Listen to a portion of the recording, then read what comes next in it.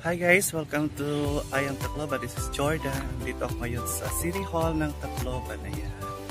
So, nakikita mo, dito nag-shooting yung anak ni Waray at anak ni Biday.